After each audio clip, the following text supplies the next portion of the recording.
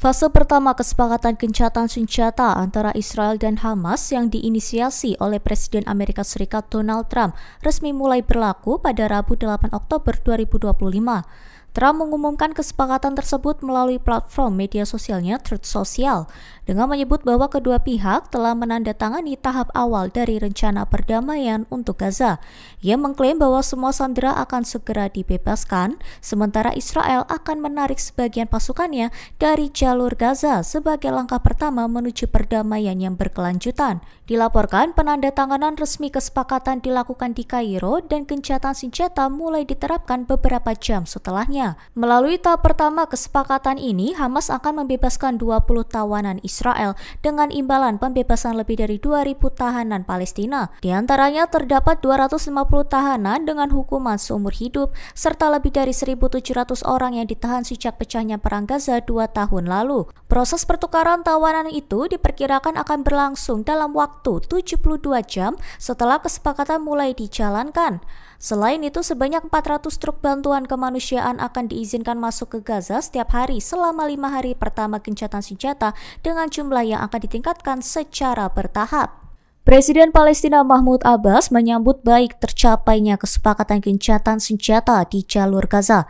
Ia menyebut langkah tersebut bisa menjadi awal bagi terwujudnya solusi dua negara antara Palestina dan Israel.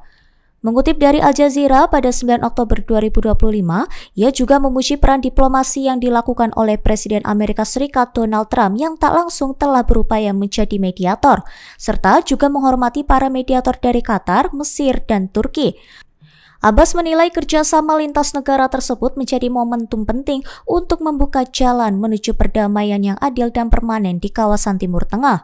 Ia menegaskan kedaulatan atas jalur Gaza sepenuhnya berada di tangan negara Palestina.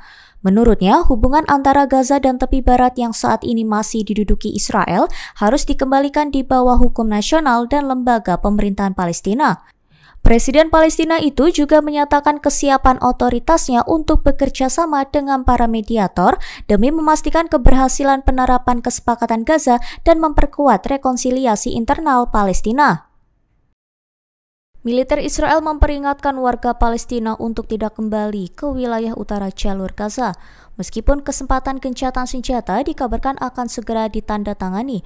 Melalui pernyataannya di platform X pada 9 Oktober 2025, juru bicara militer Israel Avizi Adrei menegaskan bahwa daerah di utara Wadi Gaza masih dianggap sebagai zona tempur aktif dan sangat berbahaya bagi warga sipil.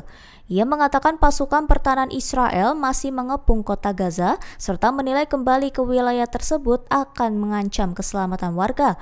Adrei juga meminta warga Palestina untuk tetap menjauh dari seluruh area yang menjadi lokasi operasi militer Israel, baik di utara, selatan maupun timur jalur Gaza hingga ada instruksi resmi berikutnya. Peringatan keras itu muncul menjelang rencana penandatanganan kesepakatan gencatan senjata antara Israel dan Hamas.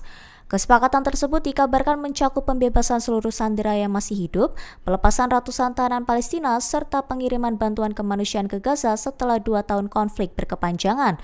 Namun, di tengah rencana gencatan itu, serangan udara Israel dilaporkan masih berlanjut di beberapa titik jalur Gaza.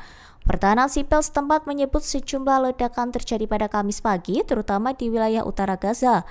Situasi ini memicu kekhawatiran bahwa meski ada kesepakatan damai di atas meja, pelaksananya bisa tertunda akibat aktivitas militer yang belum sepenuhnya berhenti. Parlemen Spanyol resmi mengesahkan embargo senjata total terhadap Israel sebagai bentuk respons atas serangan brutal terhadap warga sipil di Gaza. Keputusan ini disahkan pada Rabu 8 Oktober 2025 dengan hasil suara tipis yakni 178 mendukung dan 169 menolak. Langkah itu sekaligus meratifikasi dekret yang telah diumumkan Perdana Menteri Pedro Sanchez pada September lalu. Langkah ini menjadikan Spanyol sebagai satu di antara negara Eropa paling tegas dalam menentang kebijakan militer Israel. Sementara itu, undang-undang baru tersebut menetapkan larangan permanen ekspor dan impor peralatan militer, teknologi pertahanan, serta barang dengan potensi ganda ke dan dari Israel. Kebijakan ini juga melarang kapal dan pesawat yang membawa bahan bakar atau material berpotensi militer masuk ke pelabuhan maupun wilayah udara Spanyol. Ia menegaskan bahwa penjualan senjata ke Israel telah sepenuhnya dihentikan.